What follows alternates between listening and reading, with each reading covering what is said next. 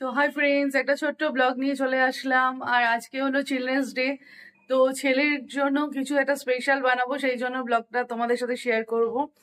আর সেই জন্য ব্লগটা স্টার্ট করলাম। তোমরা কেমন আছো? আশা করি তোমরা সবাই ভালো আছো, আমিও ভালো আছি। আর কি স্পেশাল জিনিসটা বানাচ্ছি সেটা তোমাদের সাথে শেয়ার করব। তো চলো।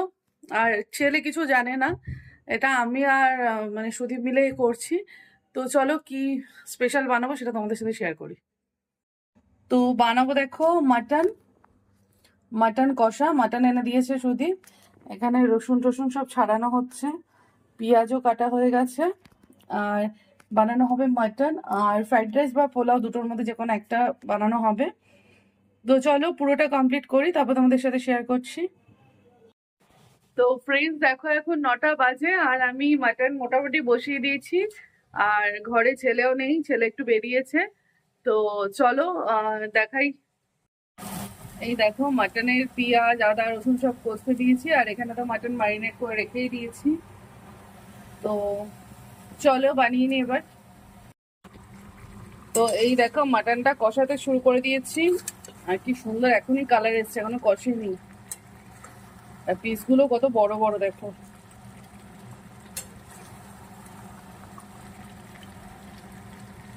তো চলো। তো দেখো, আমাদের মাংস পুরো কষাকষি ডান।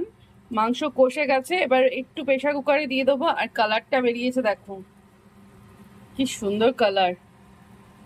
তো মাংস তো আমার হয়ে গেছে, এবার ফ্রাইড রাইসটা বানাবো। তো চলো। তো দেখো, আমার ফ্রাইড রাইসটা হয়ে গেছে। এই দেখো ফ্রাইড রাইস, এই দেখো সুন্দর দেখতে হচ্ছে।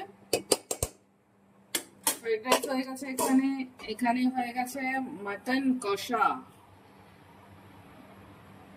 দেখেছো? আবার পিসগুলো আরেকবার দেখিয়ে দিলাম। এই দেখো, ভীষণ টেস্ট হয়েছে। মানে মাটন কষা না, এটা একটু অন্যরকম ভাবে করেছি, কাজু টাজু দিয়ে করেছি। তো আমার হয়ে গেছে, এবার ছেলে জানে না, এবার ছেলেকে খেতে দেবো। তো তোমরা দেখতে থাকো। তো আমার রান্না হয়ে গেছে আর আমি ওকে প্লেটে সাজিয়েও দিয়েছি।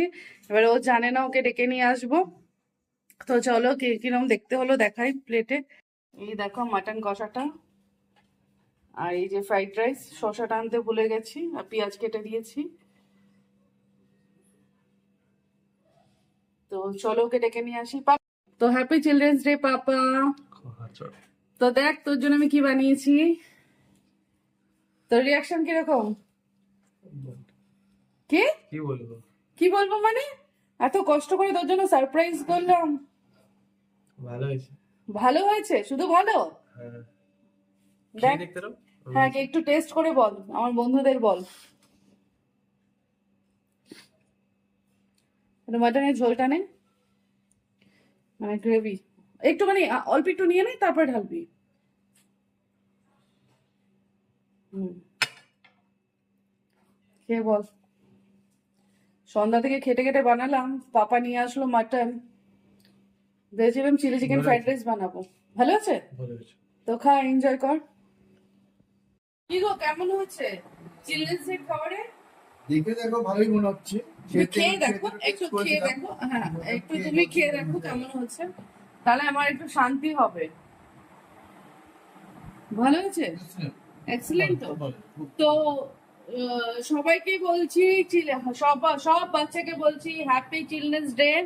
তো আজকের মতো আমি ব্লগটা এখানেই শেষ করলাম। আর দেখতে পারলে আমার ছেলের জন্য আমি কি করেছি। আর এই ছেলেকে আমি আইসক্রিম খাইয়েছি, যেহেতু চিকেনও খায়, ওকে আইসক্রিম খাইয়েছি। আর আমার গোপাল আছে, গোপালকে আমি আজকে দিতে পারিনি, কালকে দেবো গোপালকেও। Children's day special. তো ব্লগটা আমি এখানেই শেষ করলাম। যদি ভালো লাগে লাইক শেয়ার কমেন্টস করো, সাবস্ক্রাইব করো।